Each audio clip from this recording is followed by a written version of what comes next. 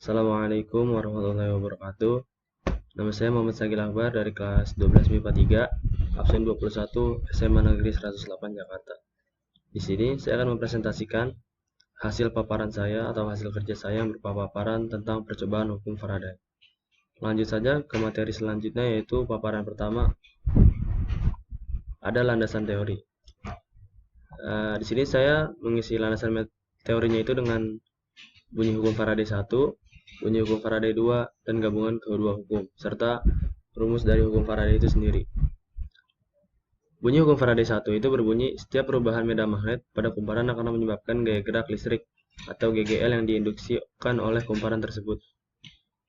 Bunyi hukum Faraday 2, yaitu tegangan gaya gerak listrik induksi di dalam rangkaian tertutup adalah sebanding dengan kecepatan perubahan flux terhadap waktu. Nah, di sini saya menggabungkan kedua hukum tersebut menjadi gabungan kedua hukum. Setiap perubahan medan magnet pada kumparan akan menyebabkan gaya gerak listrik atau GGL induksi yang sebanding dengan laju perubahan flux. Nah, di sini rumusnya bisa kita tulis, yaitu GGL induksi sama dengan minus jumlah lilitan kumparan dikali dengan perubahan flux magnetik per selang waktu, atau bisa juga ditulis dengan gaya gerak listrik induksi sama dengan minus jumlah lilitan kumparan dikali laju perubahan flux magnetik. Lanjut ke paparan yang kedua, yaitu tujuan. Apa sih tujuan saya untuk membuat penelitian ini? Yaitu untuk mengamati faktor-faktor apa saja yang dapat mempengaruhi gaya gerak listrik pada hukum Faraday dan untuk mengetahui sebab terang atau tidaknya suatu lampu. Di sini saya menggunakan alat dan bahan. Yang pertama itu ada pad. Pad itu bisa kita cari dalam Google atau meminta dari PPT-nya ada Panursyam. Yang kedua ada lampu itu sendiri. Yang ketiga ada galvanometer. Yang keempat ada kumparan. Yang kelima ada kawat, dan yang keenam ada magnet. Di sini saya sudah melakukan penelitiannya, saya sudah rekam. Pada percobaan pertama itu, saya menggunakan satu kumparan terlebih dahulu, tetapi dengan mengubah gerak magnet itu sendiri. Ada 3 gerak magnet itu sendiri, yaitu dari lambat. Saya mencoba perubahan lambat itu sendiri. Mari kita simak videonya. Bisa kita lihat di sini, lambat itu mempengaruhi nyalanya lampu juga, tetapi lampu itu tidak terlalu terang. Mari kita coba yang sedang. Bisa kita lihat perbedaannya.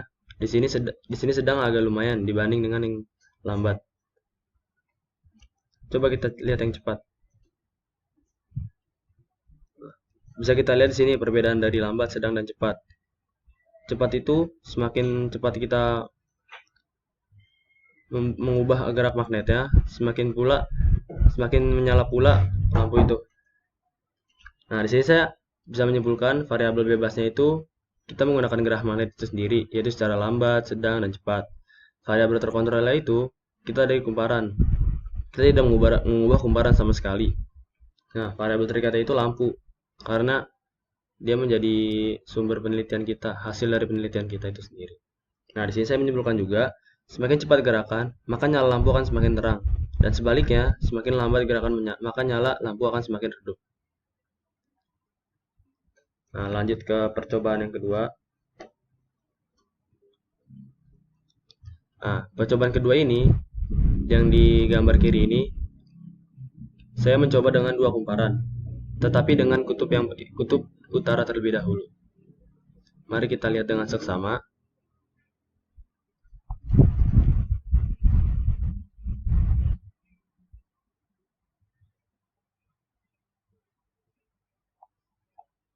Nah, coba kita lihat pada kumparan atas, lampu tetap menyala, tetapi kita lihat arah galvanometernya. Nah, untuk kutub utara, galvanometer tuh dari arah negatif menuju ke arah positif. Coba kita lihat di percobaan yang sebelah kanan.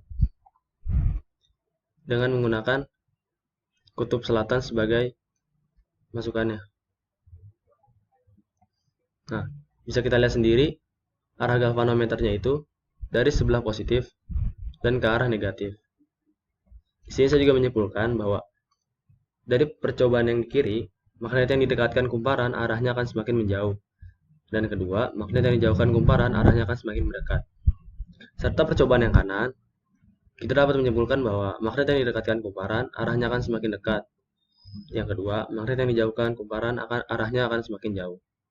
Nah, dari kedua ini kita sudah menyimpulkan lagi, semakin banyak lilitan pada kumparan, maka arah jarum galvanometer semakin cepat.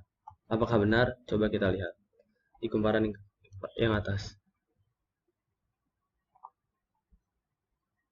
Kita lihat galvanometer ya, dibanding dengan yang cepat. Ya, ternyata benar ya. Semakin banyak lilitan pada kumparan, maka arah jarum jam galvanometer akan semakin cepat. Di sini juga variabel bebasnya saya menggunakan kumparan, saya tidak ubah, yaitu ada yang 2 kumparan sama 4 kumparan atau lilitan. Dan yang kedua, variabel terkontrolnya ada gerak magnet itu sendiri. Yang ketiga, ada variabel terikat, tetapi tetap lampu. Nah, dari dua percobaan tersebut, saya dapat menyimpulkan bahwa banyak jumlah lilitan mempengaruhi terang gelap lampunya nyala. Yang kedua, makin cepat gerak magnet itu sendiri, maka lampu yang menyala akan semakin terang. Yang ketiga, arah galvanometer bisa ditentukan dengan kutub yang kita gunakan dan arah magnet yang menuju kumparannya. Sekian presentasi dari saya. Kurang lebihnya mohon maaf. Wassalamualaikum warahmatullahi wabarakatuh.